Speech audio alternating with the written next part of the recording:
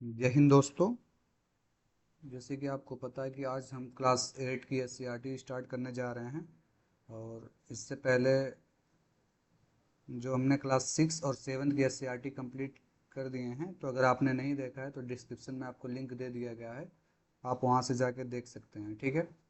जैसे कि आपको पता है हम क्लास 6 से 12 तक की एससीईआरटी कंप्लीट कराने के लिए आपसे कहे हैं, तो अभी आज क्लास 8 है, 6 और 7 का कंप्लीट हो चुका है, तो आप उसे ज़रूर देखें। चलिए क्लास को स्टार्ट करते हैं। तो पहला चैप्टर है, अध्याय 1 है, कब, कहाँ और कैसे। ठीक है।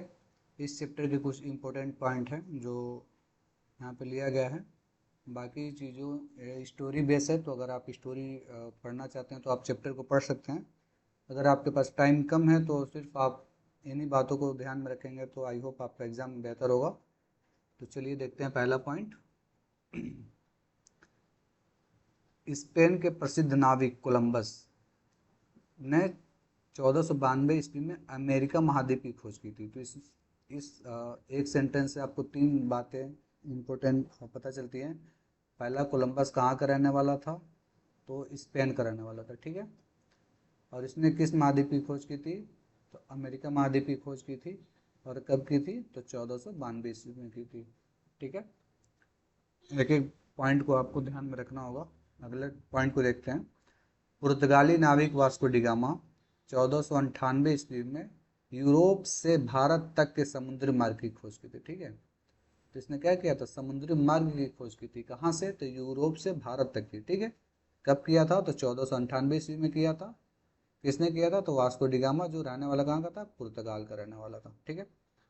अगला पॉइंट है साम्राज्यवाद। साम्राज्यवाद किसे कहते हैं, इसे जान लेते हैं। जैसे कि सैनिक अथवा अन्य तरीके से विदेशी भूभाग के प्रदेशों को अपने अधीन कर, ठीक है, अधीन कर अपना राजनीतिक प्रभुत्व स्थापित करना ही क्या कहलाता है, साम्राज्यवाद कहलाता है। ठीक है। नेक्स्ट पॉइंट है 18वीं सदी के उत्तरार्ध को, यानी 18वीं सदी के उत्तरार्ध अर्थात होता है 1750 ईस्वी के बाद का समय। ठीक है। और यही अगर कहता है कि 18वीं सदी के पूर्वार्ध, तो क्या हो जाता, 1750 से पहले का। ठीक है। आधुनिक काल का आरंभ माना जाता है, यानी कि आधुनिक काल का आरंभ कब से माना जाता है, तो 1750 ईस्वी के बाद के समय को आधुनिक काल का आरंभ माना जाता है। नेक्स्ट पॉइंट देख लेते हैं। अगला पॉइंट है 1817 ईस्वी में स्कॉटलैंड के अर्थशास्त्री, इतिहासकार और राजनीतिक दार्शनिक जेम्स मिल, ये इंपॉर्टेंट नाम है, ने 3 खंडों में हिस्ट्री ऑफ ब्रिटिश इंडिया, इनकी एक पुस्तक है, यानी जिसे हम हिंदी में कहें तो ब्रिटिश भारत का इतिहास, किताब लिखी। इस किताब में उन्होंने भारत के इतिहास को हिंदू, मुस्लिम और ब्रिटिश, इन 3 कालखंडों में बांटा। ठीक है। विवादित इसलिए है क्योंकि यहाँ पे इन्होंने जब ब्रिटिश शासन भारत पर स्थापित था, तो उसे ईसाई ना करके उनको ब्रिटिश काल में उन्होंने डिवाइड किया, बाकी को क्या किया, हिंदू और मुस्लिम काल में डिवाइड कर दिया। ठीक है। तो इसमें आप एक इम्पोर्टेंट पॉइंट है जो आपके एग्जाम से काफ़ी हेल्पफुल हो सकता है।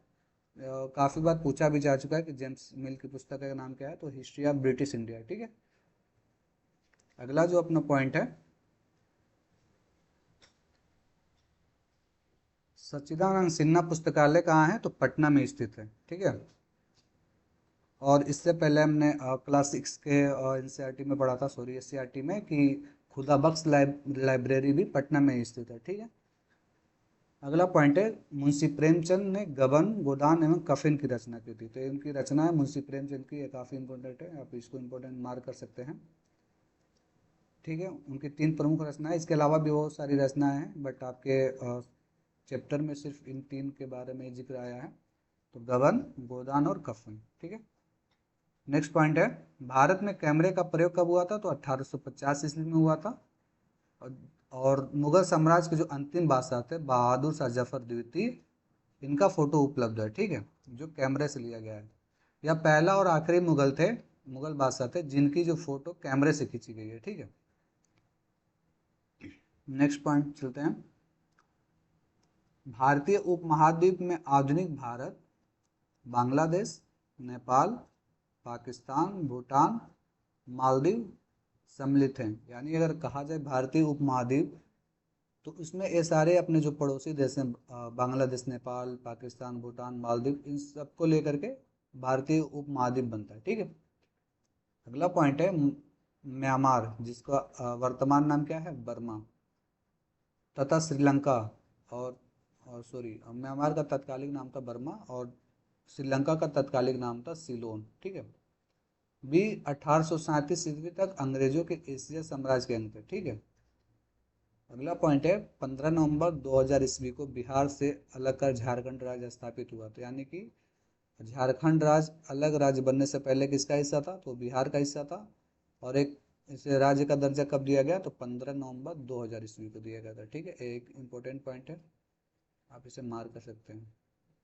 ठीक है। तो इस चैप्टर में सिर्फ इतना ही इम्पोर्टेंट पॉइंट्स थे जो आपके एग्जाम में काम आ सकते हैं। आई होप आपको ये पसंद आया होगा। अगर आपको वीडियो पसंद आया तो इसे ज़रूर लाइक करें, कमेंट करके बताएं, अपने दोस्तों के साथ शेयर करें और साथ ही साथ मेरे यूट्यूब चैनल को सब्सक्राइब करके बेल आइकन को प्रेस कर दें ताकि जब भी कोई भी नई वीडियो आए आपके पास सबसे पहले पहुंचे। मिलते हैं अगले वीडियो में। धन्यवाद।